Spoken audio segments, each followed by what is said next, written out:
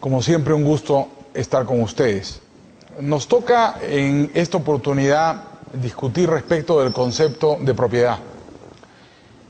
Los abogados estamos acostumbrados a pensar, cuando hablamos de la propiedad, en que en realidad hablamos del mismo concepto que Gallo, que Paulo, que Pomponio, que los proculianos y los sabinianos. Nos han dicho que es lo mismo, que la propiedad de los modernos es igual a la propiedad de los antiguos, utilizándonos la figura literaria de Condorcet. ¿Pero es realmente así? Debo confesar que mientras fui estudiante de Derecho, no he dejado de serlo en realidad nunca, y yo me sentí muy persuadido por esta idea. Mis profesores de Derecho Civil, civilistas ilustres, me enseñaron que el derecho civil, en materia de derecho de propiedad, era tributario de algunos miles de años de historia del derecho. Y que la propiedad era un derecho real y que venía en su origen desde el derecho romano. Debo confesar que mis dudas empezaron solo en tiempos muy recientes y quiero compartirlas con ustedes. Y empezaron de una forma bastante circunstancial. Yo suponía, porque así me habían enseñado mis profesores de Derecho Civil, que los derechos subjetivos se dividen en dos: derechos reales, aquellos que vinculan a las personas con las personas, aquellos que vinculan a las personas con las cosas, y derechos personales, aquellos que vinculan a las personas con las personas. Y que todo el derecho estaba organizado de esta manera. Al rubro de los derechos reales correspondía la propiedad, el usufructo, la posesión, las garantías como la prenda o la hipoteca, porque era en realidad el estudio de las relaciones entre las personas y las cosas. Y al rubro de los derechos personales correspondían las obligaciones y los contratos. De manera que el mundo, organizado dualmente, parecía ordenado y razonable. Y el concepto de propiedad tributario de una vieja tradición jurídica. Mi primera duda me sobrevino cuando comencé a estudiar análisis económico del derecho. Porque siendo esta una doctrina de origen anglosajón, me encontré con un término que no tenía traducción: property rights, así en plural. Entonces, traté de entender primero los property rights, de los que habla Posner, Calabresi, literalmente, como derecho de propiedad o derechos de propiedad. Si ustedes examinan las principales traducciones de las obras de Calabresi, de Posner, inclusive de Coase, si ustedes examinan las traducciones de los papers del Journal of Law and Economics, verán que generalmente los traductores desaprensivamente traducen de esto de manera literal.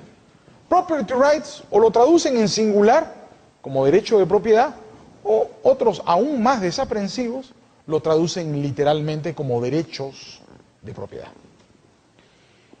Esta primera diferencia conceptual me hizo tratar de entender si en realidad detrás del término derechos de propiedad, detrás del término property rights, en realidad se quería decir una cosa diferente.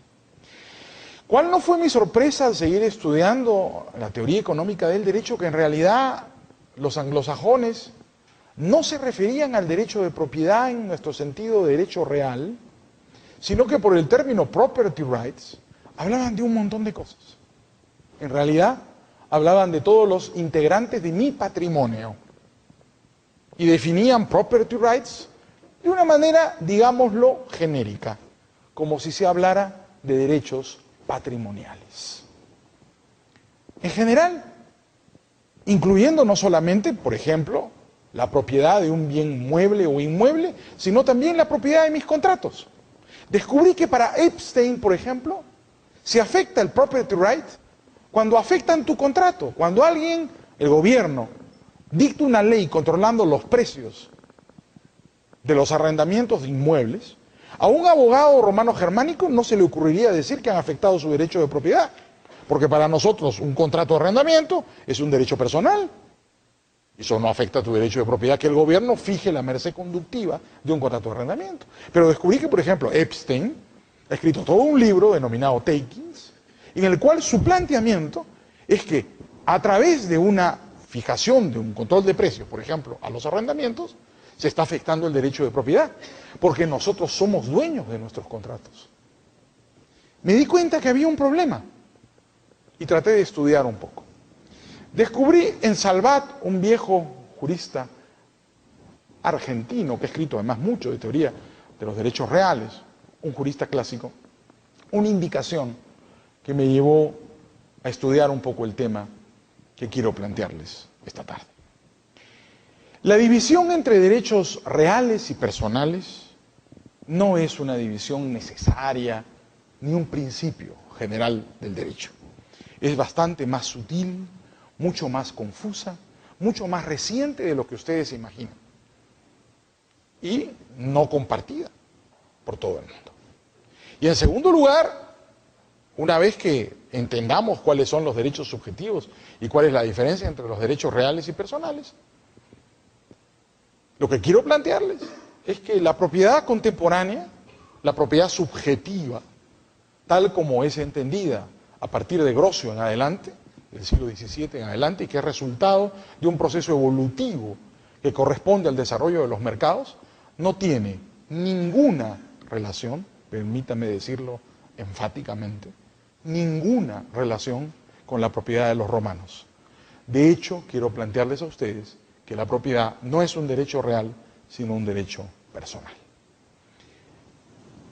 Vamos a desarrollar ambos conceptos. Como ya estarán ustedes acostumbrados, no tomo el uso de la palabra, ni vengo a esta universidad por ser ortodoxo, sino tomo el uso de la palabra y vengo a esta universidad por ser heterodoxo. Y lo que quiero compartir con ustedes son algunas visiones críticas del derecho civil. Para poder tener una visión crítica del derecho civil, tenemos que dominar el derecho civil y tenemos que conocerlo profundamente. Entonces, les propongo, insisto, ya lo he dicho en más de una intervención, no lean manuales. No quiero ser subversivo, menos con el decano y con el rector acá. No le hagan caso a los que les recomienden leer manuales. Lean a los autores originales. Vayamos a Platón, vayamos a Gallo. Si tenemos las instituciones de Gallo, ¿para qué vamos a leer a los que dicen que los romanos decían? Leamos a Gallo en persona, además se van a divertir, es uno de los mejores libros de derecho que he leído en mi vida. Vayamos a leer los textos originales. Leamos a Santo Tomás, leamos a Domingo de Soto, leamos a Francisco de Suárez y a Grocio, y entenderemos la evolución de los conceptos de propiedad.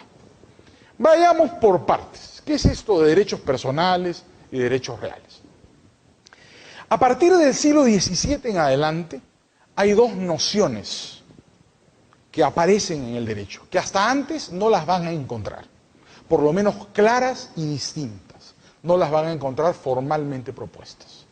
Hugo Grocio, Hug de Groot, a quien en su forma latinizada conocemos como Hugo Grocio, ilustre jurista holandés, el jurista además de la Casa de Orange, el gran rival y enemigo de la España de los Habsburgo, es el creador de esta división, de esta caracterización, la división de los derechos de la persona, de los derechos subjetivos, en dos tipos de derechos.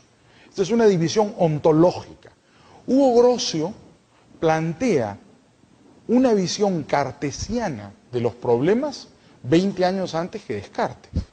De manera que es cartesianismo anterior a Descartes, como lo plantea Michel Villey, en su historia de la filosofía del derecho.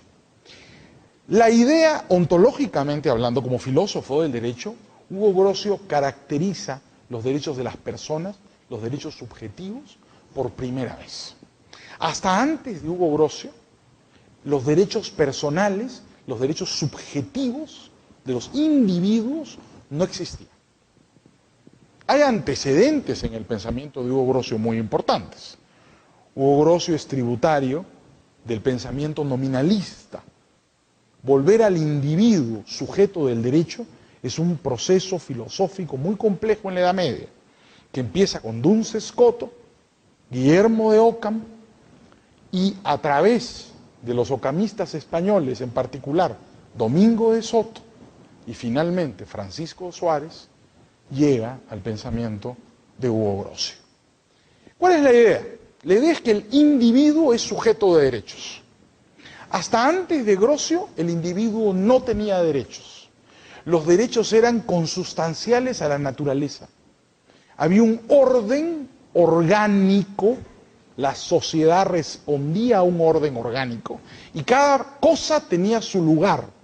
El hombre, los bienes, las cosas, los animales, todo correspondía a un orden.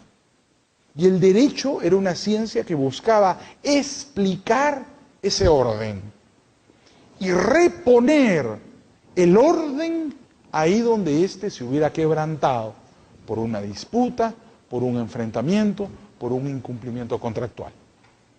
Es lentamente en la Edad Media que se abandona a la sociedad en su conjunto, a la naturaleza, a las cosas en su conjunto como el centro del derecho, para transformar a la persona humana en el centro del derecho.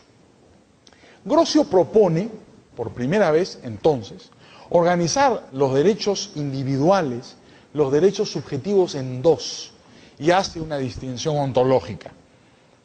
Distingue los derechos personales de los derechos reales, siendo los derechos personales aquellos que vinculan a persona con persona, y siendo los derechos reales aquellos que vinculan a persona con cosa. Hasta antes, en el derecho romano, la relación que podría haber de persona con cosa o de persona con persona era una relación procesal. Estaba en función del procedimiento formulario, no era una relación sustantiva. El derecho romano y romanista, si tuvo alguna diferencia entre los derechos de las personas y los derechos de las cosas, fue en función de la fórmula. Como ustedes saben, el derecho procesal romano se basaba en fórmulas. No fue una diferencia sustantiva. Es recién con el pensamiento nominalista, y particularmente de Grocio, que aparece la idea del individuo como el centro de la sociedad. Ahora bien, a partir de ahí, el desarrollo del derecho civil ha sido muy ordenado y ha sido tributario de esta división. Y hemos asumido de una u otra manera esta división dual. El dualismo ontológico del derecho civil es proverbial. Mayoritariamente se considera que los derechos de las personas o son personales o son reales. Ahora, si ustedes examinan los sistemas jurídicos, esta división arquetípica es bastante más sutil de lo que en realidad parece.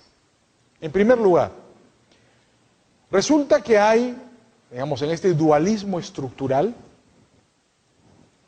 algunos que dicen que todos los derechos son reales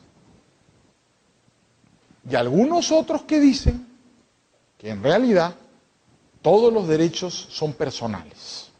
Es decir, que apartándose de la visión dualista, proponen una visión monista de los derechos subjetivos.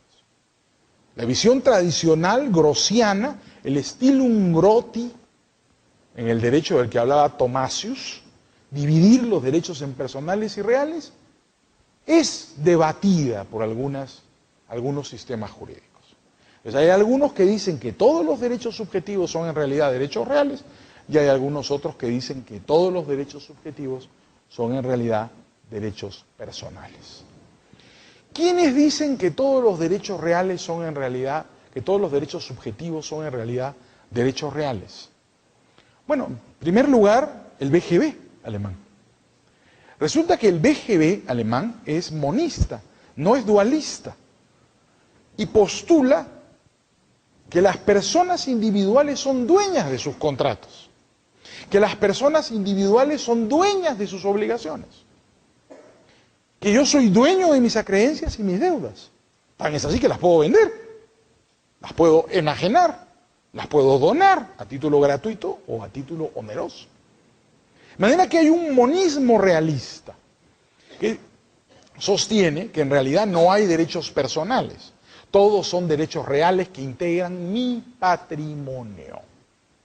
Mis contratos, mi perro, o las cosas, o mi casa, mis muebles, mis inmuebles y mis créditos. Todos integran mi patrimonio. Y en realidad no hay tal cosa como relación con la persona. Yo lo que tengo son derechos. Se llega a sostener que en el mercado no se transfieren cosas, se transfieren derechos. Solo derechos. Sobre cosas o sobre servicios. Y como solo se transfieren derechos, en esta visión casi idealista, al final todos son derechos reales. Yo transfiero derechos sobre cosas. ¿Cuál es ese derecho? Soy propietario o soy poseedor de bienes o de derechos. Muy bien. Resulta que yo no lo sabía, pero a partir de las lecturas del análisis económico del derecho descubrí que el common law es monista realista, como el BGB. Y por eso nuestros amigos, cuando leemos, por ejemplo, a Cutter Allen en su manual de análisis económico del derecho, o leemos Economic Analysis of Law de Richard Posner, o leemos el costo de los accidentes de Calabresi, no entendemos cuando ellos hablan de property rights en plural, ¿qué están diciendo? Lo que están diciendo es en realidad derechos reales en sentido monista realista. El concepto property rights significa todos los derechos subjetivos. Tu derecho a voto, tu acción, tu contrato de compraventa, tu derecho a una determinada zonificación en tu casa. Si te alteran la zonificación que forma parte de la urbanización que compraste cuando adquiriste un inmueble, para Epstein, por ejemplo, hay un taking, han afectado tu propiedad. Un abogado romano-germánico no podría admitir nunca ni sostener semejante tesis, porque para nosotros los derechos subjetivos se dividen de una manera fuerte entre derechos reales y derechos personales. Pero resulta que para el common law es monista realista. Cree que todos los derechos subjetivos integran tu patrimonio. Son en realidad derechos reales y no existen los derechos personales. Pero también resulta que hay monistas personalistas que creen que no hay derechos reales y que todos los derechos son personales. Y ustedes me podrán decir quién postula semejante visión. Bueno, tal vez uno de los más famosos juristas franceses de todos los tiempos, Marcel Planiol. Marcel Planiol sostenía, y yo voy a declararme tributario de sus ideas conforme vamos avanzando en esta exposición, que en realidad el derecho de propiedad no es un derecho real, sino es un derecho personal. Planiol sostenía que la propiedad es una obligación de no hacer. Él la llamaba la obligación pasivamente universal. Es decir, lo que nosotros creemos que es un derecho real, en realidad no lo es. En una sociedad donde hay derecho de propiedad, en realidad lo que hay es una obligación de no hacer. Yo me comprometo a no hacer con respecto de ti en la medida en que tú te comprometes a no hacer con respecto de mí. Y todos nos comprometemos a no hacer los unos contra los otros. De manera que esta visión planiolista de que solo hay derechos personales y que en realidad todos los derechos subjetivos son derechos personales, fue defendida ardorosamente por el jurista francés. Ahora bien, ¿por qué he hecho esta explicación dogmática al principio? Que puede parecer un poco abstracta. En realidad, para darle el marco conceptual para lo que voy a explicar a continuación. En Roma, el derecho de propiedad no era un derecho concebido como nosotros entendemos la propiedad hoy día. Hoy día entendemos la propiedad como un derecho subjetivo. Yo soy propietario de algo, como una cualidad de la persona. Yo soy propietario. El eje del derecho está en la persona. Yo tengo mi propiedad, que puede ser mueble, puede ser inmueble, o semoviente, como decían los clásicos. Puede ser mi ropa, puede ser mi casa, o puede ser mi perro. Pero el eje de esta idea contemporánea es que el individuo tiene la titularidad, tiene el derecho a las consecuencias de su trabajo, como quería Locke, y por consiguiente adquiere titularidad sobre los bienes. Ese concepto de propiedad contemporánea en realidad no tiene nada que ver con la propiedad de los clásicos. ¿Cómo era la propiedad romana? La propiedad romana no era un derecho de la persona, sino era una cualidad de la cosa. Las cosas, en el derecho romano, como hemos explicado, tenían un orden que correspondía a su naturaleza. La vieja expresión romana, hay que estar a la naturaleza de las cosas y no a su nombre. La idea de que había un orden social, un orden natural, inmanente a las cosas. El derecho debía descubrir ese orden, identificarlo, entenderlo, describirlo. La ciencia jurídica romana era descriptiva, no prescriptiva, como es la ciencia jurídica contemporánea. Los romanos no daban órdenes a través del derecho.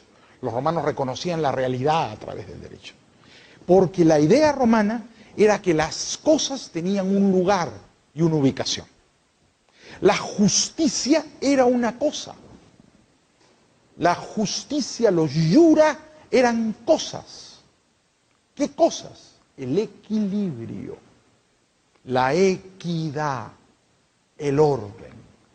Roto el equilibrio, la equidad, el orden, el derecho debía intervenir para devolver orden, equilibrio y equidad, restituir el orden que había sido perdido por un conflicto, por un enfrentamiento, por un incumplimiento de un contrato, por la huida de un esclavo, por lo que fuera. El derecho era entonces un mecanismo para restituir un orden que era independiente de él. El derecho solo era un método de conocimiento, un procedimiento para identificar la realidad. La propiedad romana era una cualidad de la cosa.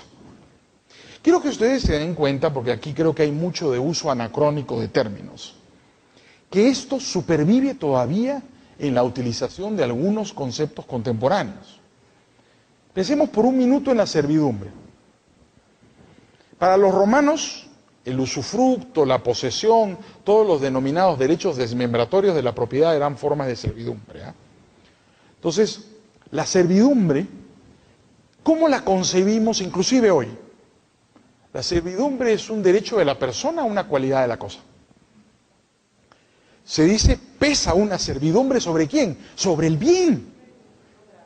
Es un gravamen, como ustedes saben, además de dónde viene la palabra gravamen. Gravamen, grava, piedra.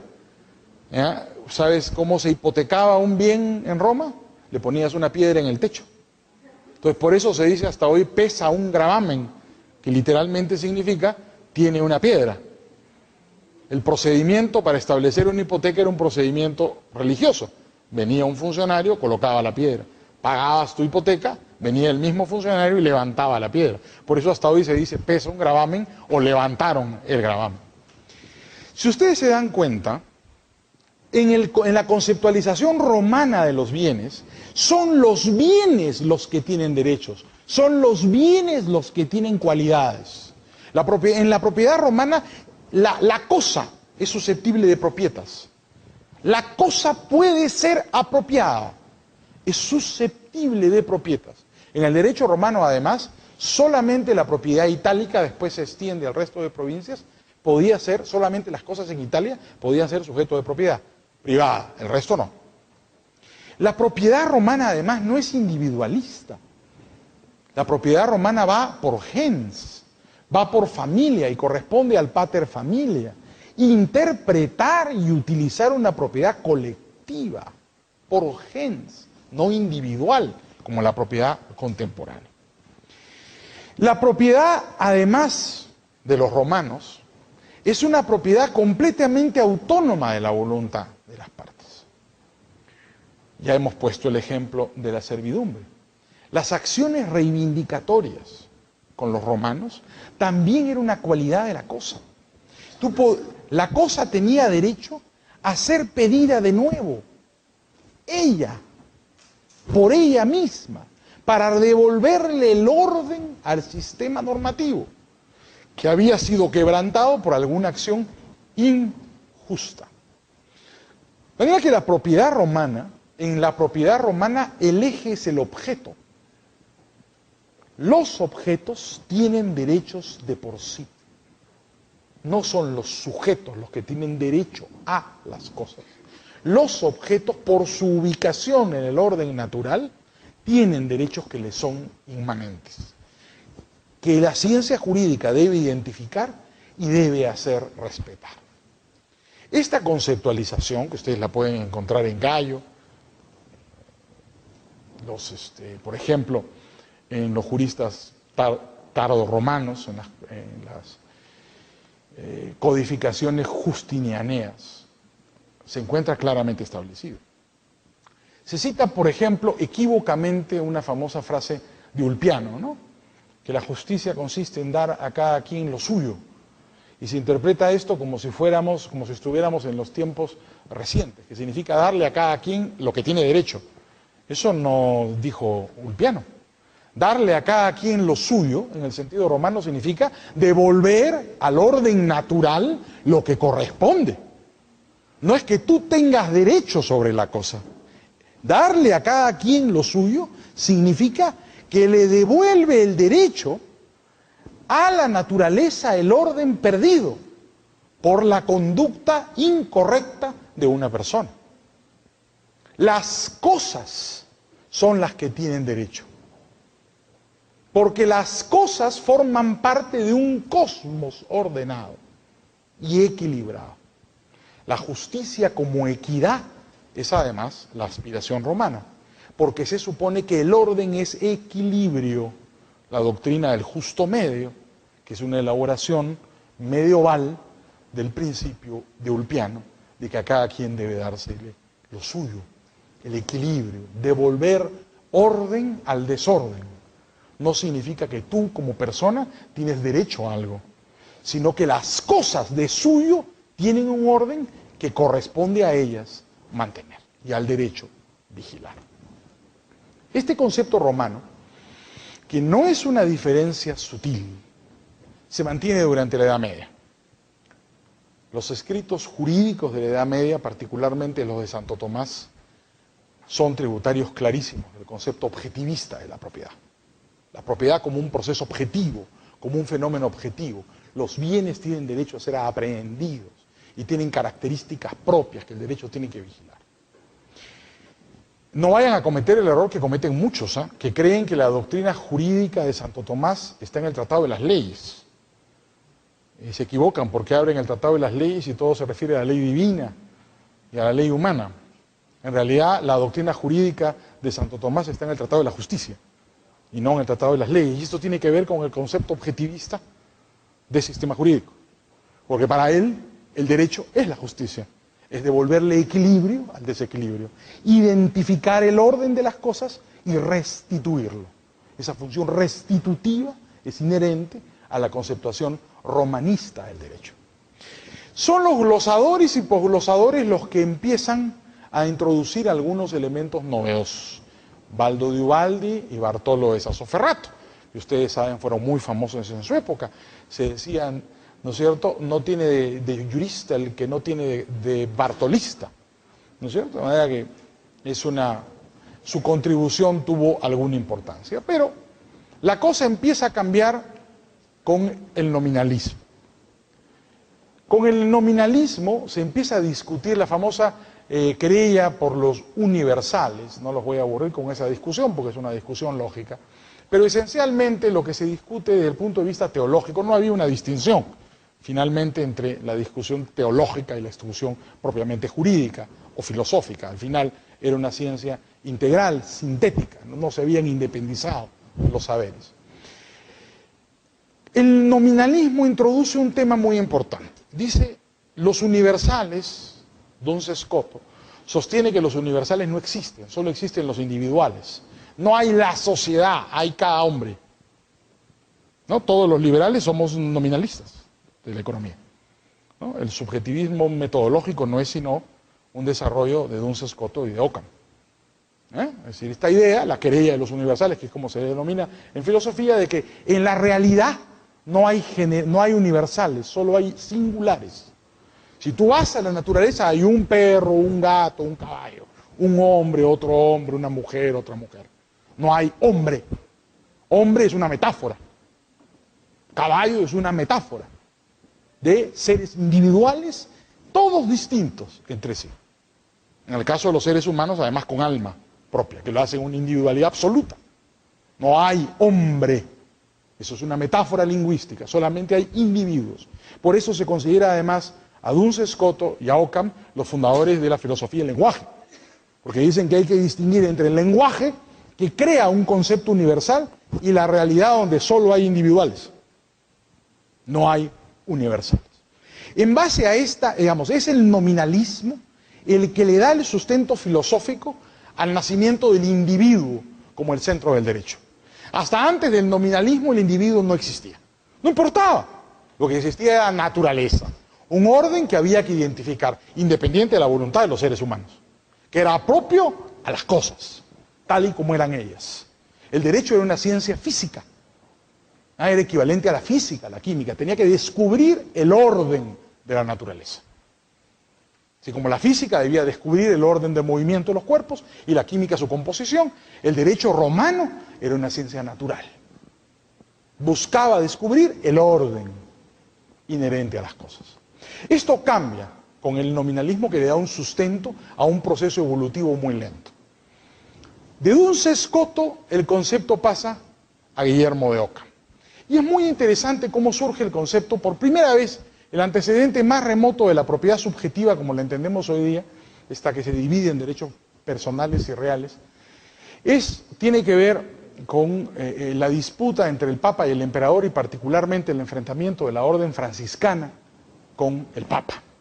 Como ustedes saben, a raíz de la creación de la orden franciscana, la regla de San Francisco introduce un gran problema. Los franciscanos renuncian a la propiedad.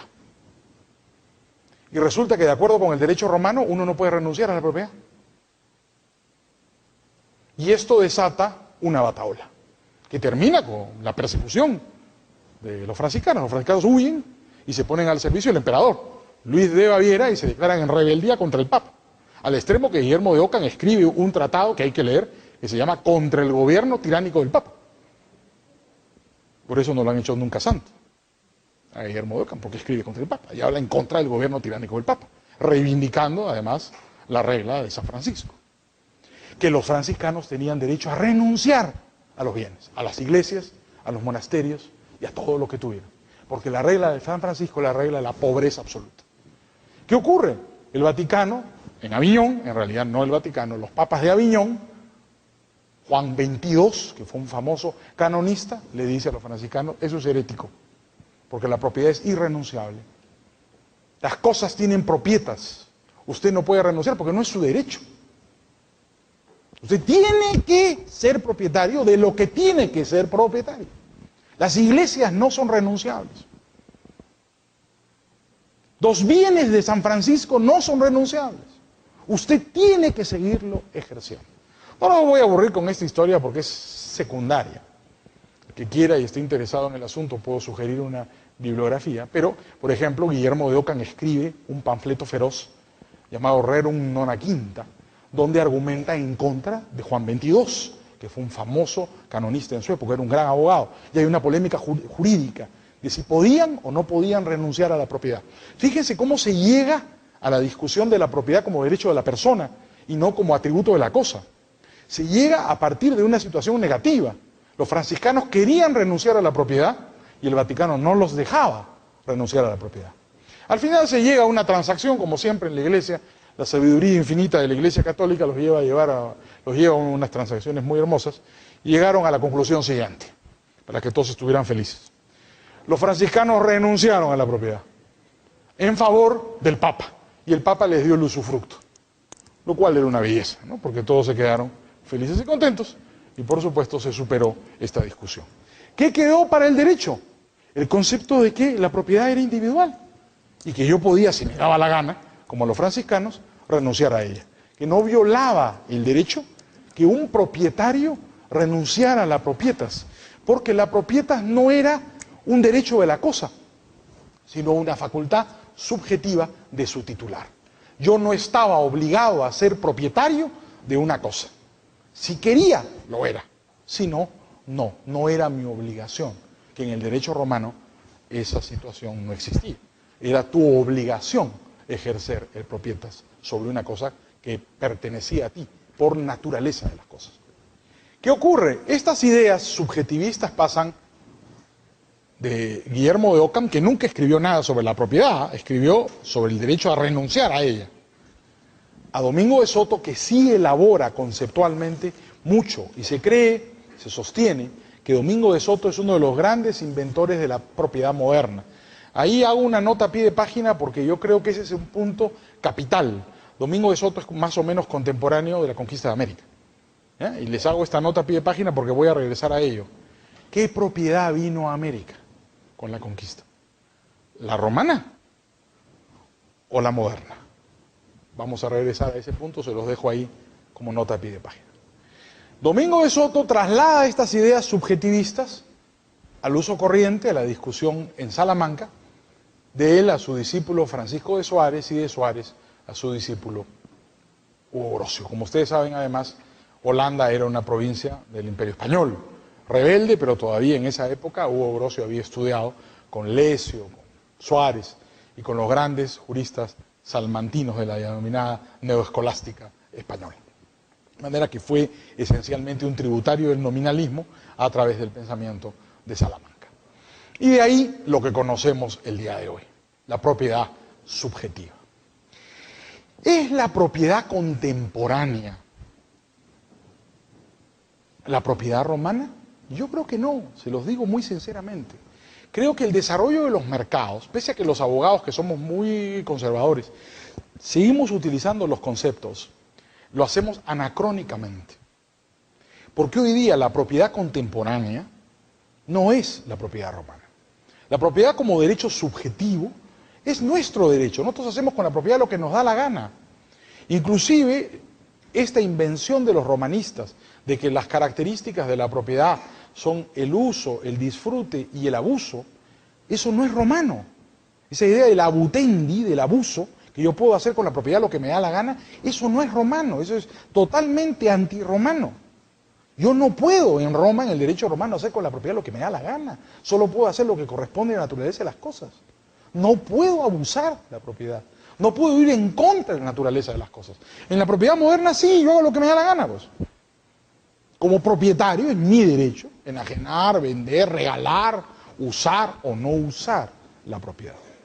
Yo creo que lo que ha ocurrido es lo siguiente. Creo que con el desarrollo de los mercados, la propiedad dejó de ser un derecho real y se convirtió en un derecho personal, en lo que Planiol denominaba una obligación de no hacer, la obligación pasivamente universal. Y la propiedad contemporánea en realidad no es un poder sobre las cosas, sino es un acto de reconocimiento social, casi un acto político. Solo hay propiedad donde las personas reconocen que la hay. No hay propiedad por una relación que yo tenga hipotética sobre las cosas. Solo existe cuando los demás me la reconocen como tal. Si la sociedad no reconoce la propiedad como tal, esa propiedad no existe. No hay en el derecho natural ningún concepto de propiedad. La propiedad, desde mi punto de vista, es un producto de la civilización y es una creación del intelecto humano. Entonces, la propiedad contemporánea es un desarrollo de los mercados en el cual los seres humanos nos reconocemos los unos a los otros la posibilidad de utilizar y de aprovechar exclusivamente determinados recursos. Esto hace que la propiedad evolucione con el tiempo.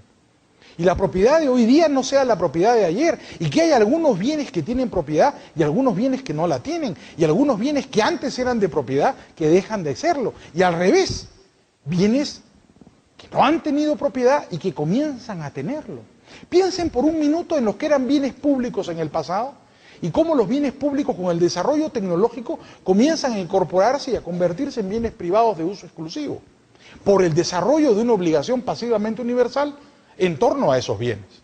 Yo creo que los derechos reales aparecen cuando un bien escaso, por definición, es tecnológicamente aprovechable y la sociedad desarrolla de manera cooperativa y praxeológica, por ensayo y error, la posibilidad de aprovechar exclusivamente ese recurso.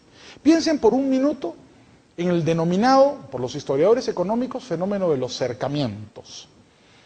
El fenómeno de los cercamientos hacía que lo que era antiguamente tierra de nadie, res nullius, a través del cercado, del vallado, se convirtiera en tierra aprovechable. Es decir, se le asigna un derecho de propiedad a algo que no lo tiene. ¿Por qué? ¿Porque hay una relación con la cosa? No. Porque cooperativamente, en un proceso praxeológico de descubrimiento, las personas encontramos que a través de la utilización de una determinada tecnología, podemos incorporar como de uso exclusivo algo que anteriormente no podíamos. Y descubrimos que mejor nos va cooperando entre nosotros y que yo te reconozco a ti el derecho a la utilización exclusiva de un determinado recurso en la medida en que tú me lo reconozcas a mí.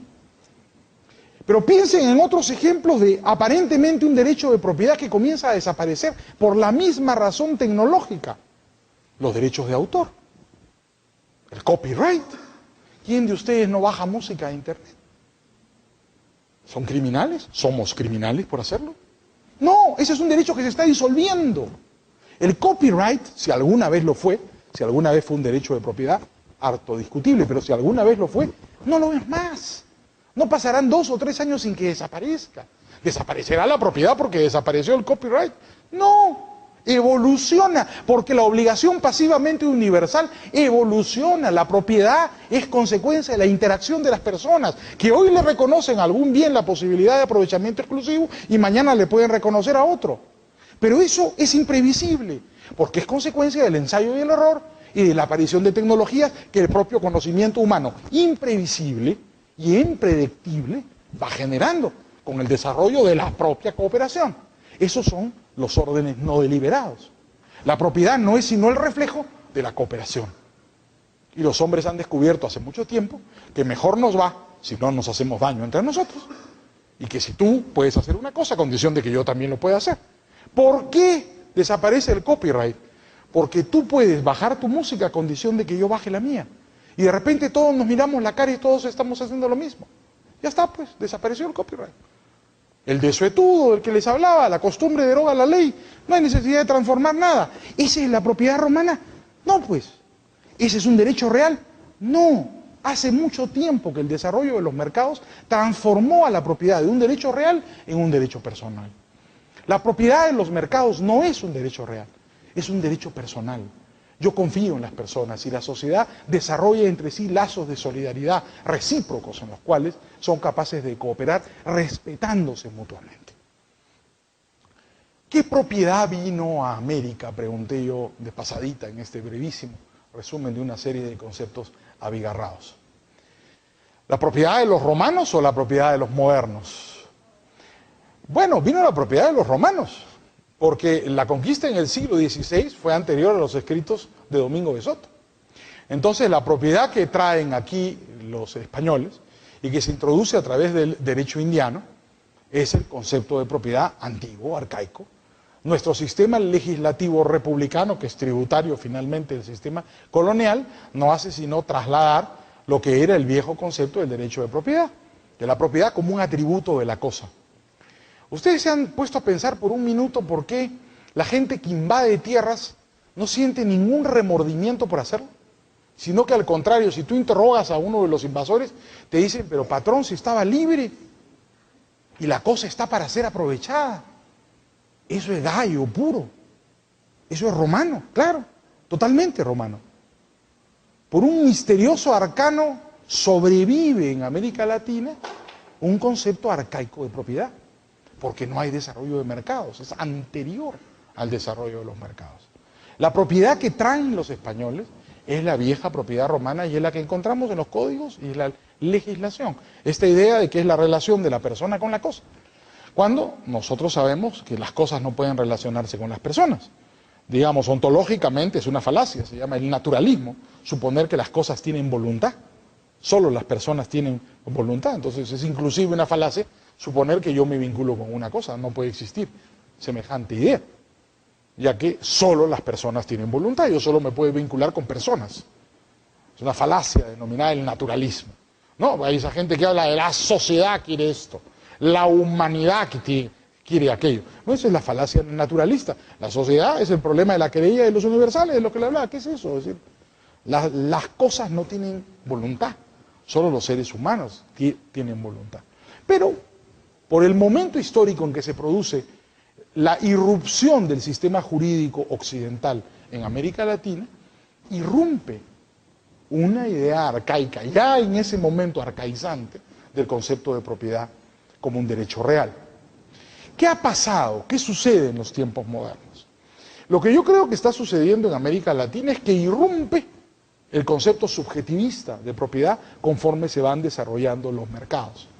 Y lo que está pasando hoy día, este aparente caos, ¿no es cierto?, en el cual tenemos una propiedad en el Código Civil que la gente no respeta, pero la paradoja es que el invasor, por ejemplo, de una finca, invade la finca para ser propietario, no invade la finca para ir a la anarquía o al comunismo, ¿no es cierto? Es decir, el que invade una finca porque quiere que le den un título de propiedad y quiere ser el dueño de un pedazo de la finca junto con su compañero, su amigo, su tío, su sobrino y su hijo, que son todos sus vecinos. ¿Por qué? Porque yo postulo la tesis siguiente. No quiero ser demasiado revolucionario, pero digamos, es una observación que quiero compartir con ustedes. Lo que yo postulo es que lo que está ocurriendo a través de esos procedimientos de invasión es que se está generando la obligación pasivamente universal.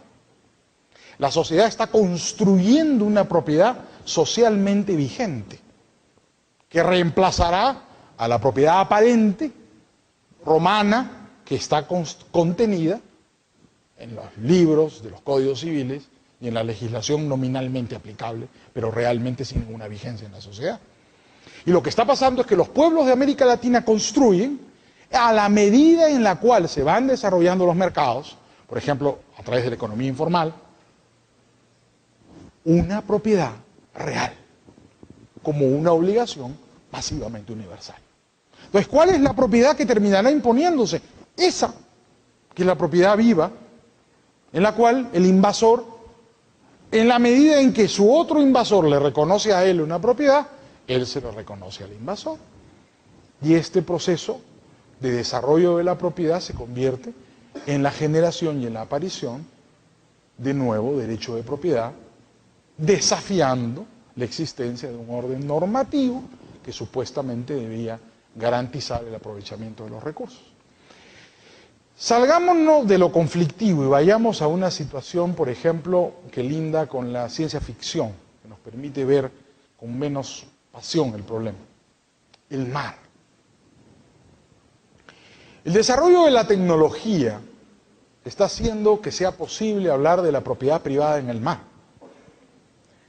Claro, esto hace unos años era imposible. De hecho, Grocio escribió sobre la libertad de los mares, uno de sus grandes libros, el fundador del derecho internacional, es sobre la libertad inherente de los mares, ¿no? Los mares no eran susceptibles de apropiación. Hoy día, ¿por qué no? En primer lugar, ya es posible marcar al pescado.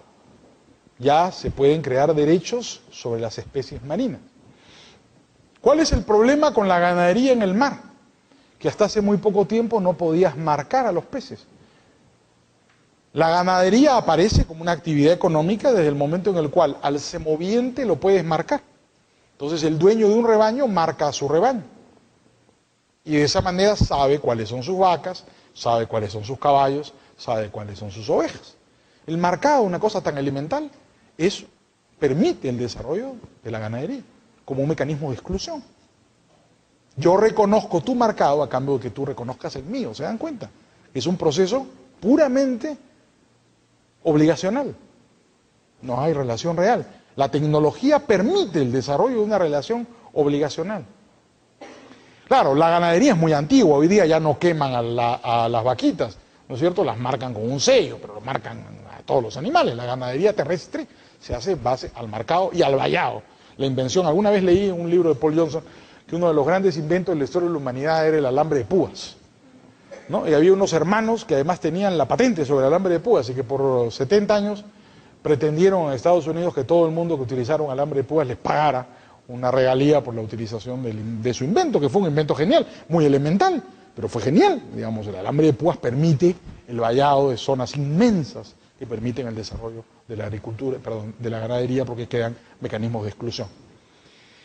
¿Qué está pasando en el mar? Hoy día es posible marcar a los peces, ya lo hacen, ¿eh? Tengo por ahí un recorte periodístico sobre, por ejemplo, el desarrollo de la crianza del salmón en Chile. En Chile no había un solo salmón hace 50 años, es trasplantado, no hay salmones en Chile. Y hoy día es el principal productor de salmones del mundo.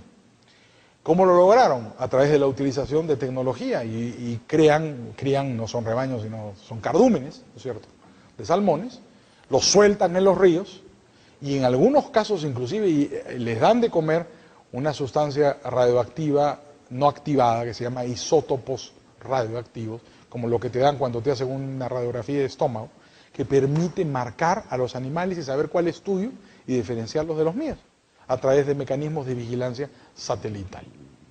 Hacen lo mismo con el atún y con el bacalao en el Mar del Norte. Los canadienses inclusive están desarrollando la implantación de microchips en los salmones, para identificar cuál es el mío y distinguirlo de cuál es el tuyo, y vigilarlos en conjunto.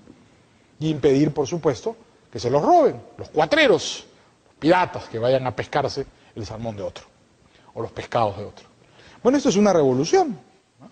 Michael de Alessi ha escrito largamente sobre este problema. Es el desarrollo de derechos de propiedad sobre las especies marítimas.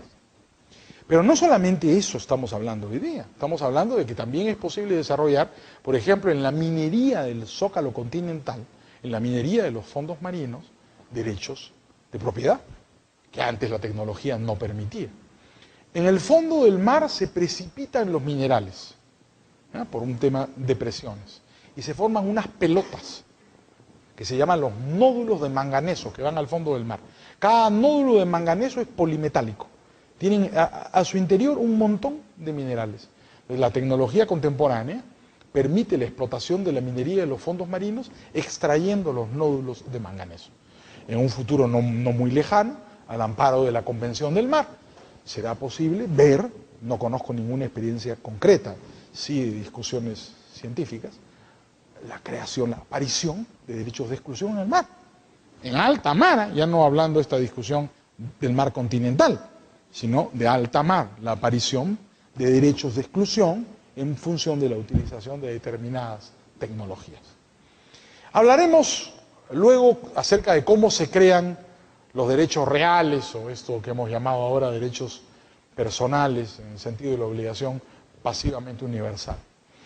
Hay una serie de métodos, ¿no es cierto?, o la creación monopólica de los derechos reales a través del número clausus, o la creación competitiva de los derechos reales a través del número apertus, crear derechos reales por contrato o crearlos solamente por la legislación. No corresponderá a esta clase que lo discutamos, pero que sí lo apuntemos. Entonces, en conclusión, el derecho de propiedad no es un concepto unívoco, es un concepto multívoco. Depende de cuándo y de quién, para saber de qué propiedad estamos hablando. Diera la impresión, por las razones que he pretendido exponer, que el concepto de propiedad contemporáneo está bastante lejano del concepto de propiedad romano. El concepto de propiedad como un derecho subjetivo, sea real o personal, pero como un derecho subjetivo de la persona, es un concepto absolutamente moderno. El concepto clásico de propiedad supervive, sin embargo, anacrónicamente, a través de instituciones como la servidumbre, como la posesión, como el suelo, como la superficie, como la habitación, distintos derechos reales que si ustedes se dan cuenta, atributos de la cosa y no derechos de la persona. Conviven entonces en nuestras legislaciones civiles dos conceptos de propiedad antagónicos. El concepto de la propiedad objetiva, romana y romanista, y el concepto de la propiedad subjetiva como obligación pasivamente universal. Mi tesis es que hay un proceso evolutivo de un concepto hacia otro. Y a medida en que se desarrollan los mercados, tendemos a desaparecer, a disolver el concepto clásico de propiedad y a darle presencia y mayor importancia al que he denominado el concepto moderno de propiedad como derecho subjetivo. Siendo un derecho subjetivo, la discusión relevante, si se quiere puramente filosófica, es definir si es un derecho real o es un derecho personal. Los anglosajones y quienes se dedican al análisis económico del derecho dirán que todo derecho subjetivo es un derecho real. Yo no comparto ese punto de vista y aquí sí me aparto, digamos, de la doctrina tradicional de los property rights de Cutter, de Allen, de Posner, de Calabresi y del mismo Coase. Yo creo que en realidad los derechos subjetivos son todos personales y que no hay derechos reales, que en realidad son derechos de las personas en su relación con ellas mismas y que la propiedad de esa manera se termina convirtiendo en una obligación pasivamente universal. Invoco la figura de Planiol para que no crean que esto es un capricho, sino una reflexión que ya ha tenido la autoridad y, digamos, el desarrollo que correspondió en sus ideas, pero bajo un ángulo distinto. Creo que esta propiedad, entendida como una obligación pasivamente universal, no significa que la propiedad siempre lo haya sido y en todo lugar lo sea, sino que es consecuencia de un proceso de evolución cultural. Las sociedades, al desarrollar los mercados, pasan de la propiedad en sentido objetivo a la propiedad en sentido subjetivo, lentamente, en un proceso de aprendizaje muy complejo, que puede dar lugar inclusive a la aparente violación de la propiedad objetiva para crear la propiedad subjetiva. Y eso es lo que vemos alrededor de, por ejemplo, los procesos de invasión que ocurren en el campo y en la ciudad de América Latina, como ocurrieron también en California en su momento, y olvidamos muchas veces. De manera que el desarrollo de los mercados lo que implica es el desarrollo de nuevas titularidades, de nuevos derechos subjetivos, como consecuencia de los procesos de descubrimiento individuales y de las acciones cooperativas de los seres humanos. Por eso, cuando postulé o propuse que esta conferencia se titulara Dos conceptos de propiedad, en realidad lo que quise fue tratar de explicar estas reflexiones, que fueron consecuencia de no encontrar una respuesta. No sé si la respuesta que les ofrezco sea satisfactoria, pero por lo menos espero sí que les lleve a múltiples preguntas. Quedo a sus órdenes por si hay alguna. Muchas gracias. Buenas tardes, doctor. Me llamó la atención su tesis y me hace reflexionar si tiene una incidencia directa el concepto de la propiedad como un derecho personal en el avance y en el desarrollo económico de los países que tienen una vertiente pues de common law, a diferencia de nuestros países que adoptamos la visión de la propiedad como un derecho real. O sea, ¿qué relación existe entre aceptar la tesis que usted y que Planiol proponen al progreso económico de un país o de un estado? Yo creo que tu pregunta es muy interesante. Yo creo que la respuesta es que sí, pero que ellos no se han dado cuenta. Es decir, si tú lees el derecho predominante también en los Estados Unidos, el derecho anglosajón, tú vas a encontrar que para la opinión predominante de los juristas anglosajones la propiedad es un derecho real. Más aún, ellos van más allá. Ellos son monistas realistas. El common law cree que todos los derechos subjetivos son derechos reales. Esa es su opinión.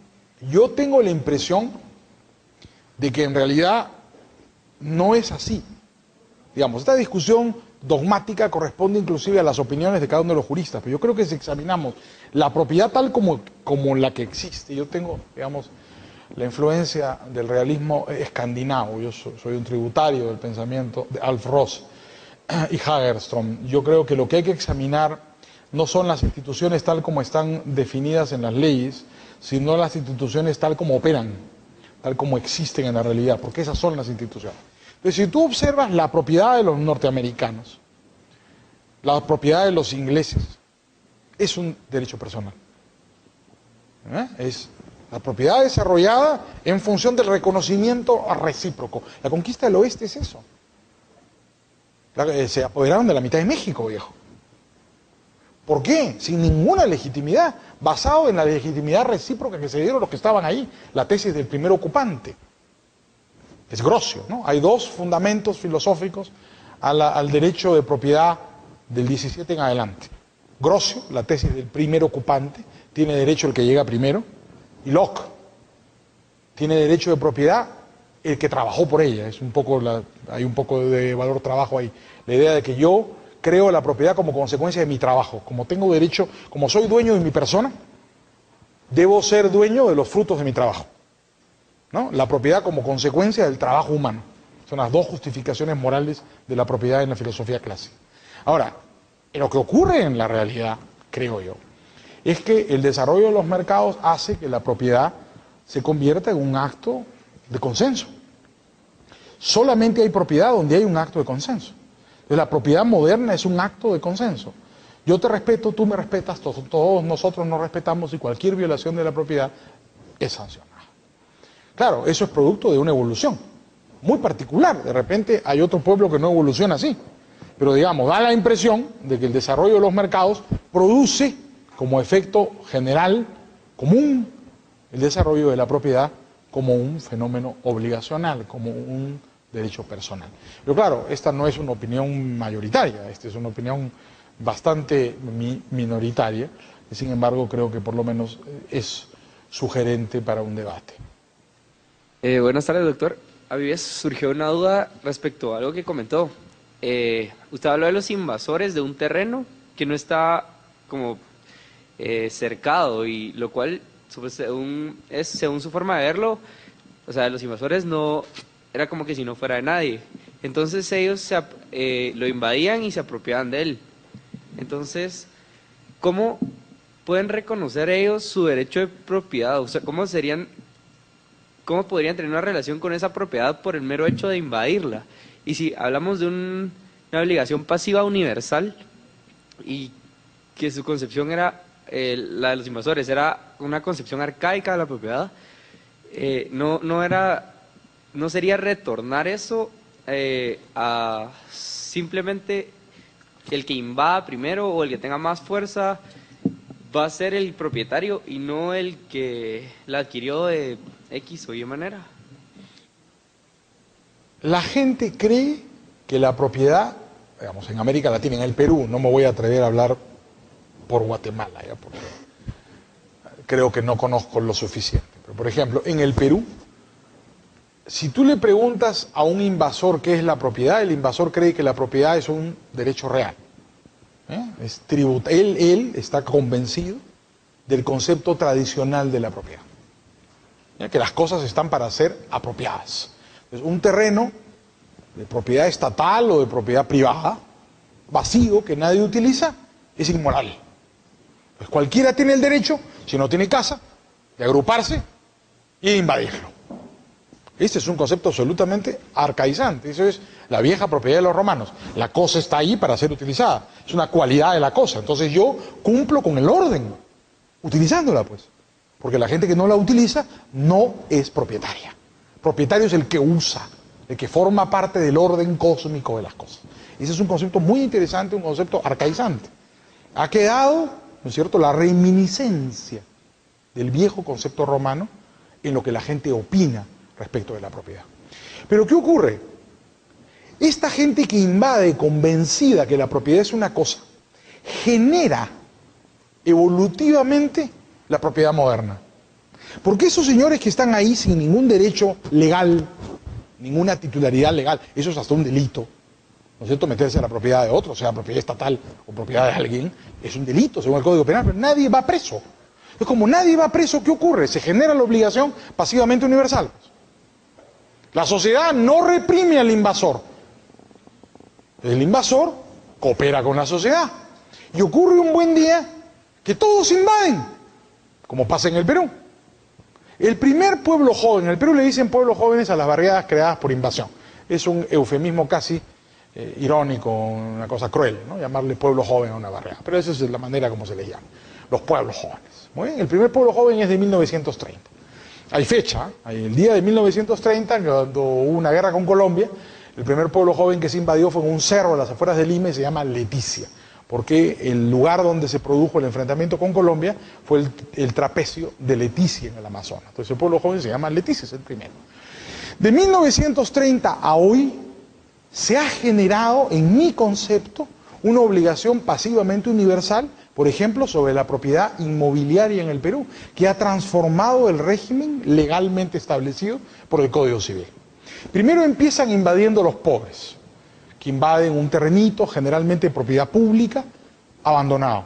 Lima es una ciudad rodeada por desierto, entonces el desierto es de propiedad del gobierno. Entonces invadir eso era fácil. A que hoy día invaden también los ricos, invaden las playas, que son, según la Constitución, bienes de uso público, no susceptibles de generar derechos privados, y hacen sus vecindarios, sus playas muy bonitas, cerrando la puerta, impidiendo el acceso de la gente a la playa. Y crean unas casas bellísimas que valen centenares de miles de dólares de manera ilegal. ¿Qué ha ocurrido? Yo les he planteado este problema ya antes. Además de una derogación consuetudinaria de las normas legales, lo que ha pasado es que ha aparecido evolutivamente otra propiedad. La propiedad como obligación pasivamente universal derrota a la propiedad objetiva clásica. Es más fuerte, aunque sea ilegal, genera lazos de solidaridad recíprocos que la sociedad está dispuesta a aceptar. Lo mismo con la piratería, los copyrights. Exactamente lo mismo. Ahí lo que has invadido es el copyright. No has invadido físicamente la finca de nadie, pero has hecho exactamente lo mismo. Te has apoderado del derecho a la copia de otro, de una creación que no hiciste. Eso es un crimen, condenado en el Perú, es un crimen, hasta 2 años de prisión. La gente lo hace. ¿Por qué? Por la misma razón por la que invade terrenos, por la obligación pasivamente universal. Se van generando nuevas estructuras de propiedad cooperativas. Claro, esto es a veces difícil de aceptar desde una perspectiva positivista, porque digamos, si pensamos que el derecho solo está en la ley y que la sociedad es incapaz de crear un derecho autónomo en contra de la ley, creeremos que esto es imposible. Pero si abrimos los ojos y vemos lo que está pasando, nos daremos cuenta que está pasando. Entonces, no es imposible, es posible, lo que significa que el derecho no solamente es creado por la ley, sino también por la sociedad. Y puede desarrollarse competitivamente inclusive contra el orden jurídico, instituciones como la propiedad. Yo creo que la propiedad es transformada por los mercados. La propiedad de los mercados es una obligación personal. Hasta donde entendí, la visión de la propiedad como un derecho real es la concepción objetivista romana. Pero también dijo que en el derecho anglosajón de esta manera la miran. Ahora mi pregunta es, si es una visión del derecho anglosajón, ¿se tuvo que haber importado a Estados Unidos? Porque ellos, pues, no que ahora hacía, digamos, es el sistema que algún día, el que se importó. Nosotros importamos el español. Mi pregunta es, ¿por qué nosotros estamos viendo este cambio hasta ahora y ellos no? Ellos ya lo vieron. A ver, tu pregunta tiene un montón de aristas. En primer lugar, es muy importante advertir que el más romano de los derechos es el anglosajón. Esto puede llamar la atención, porque nosotros nos han convencido, los positivistas, de que los anglosajones no usan el derecho romano y que nosotros sí usamos el derecho romano. Esa es una mentira monumental, ¿eh?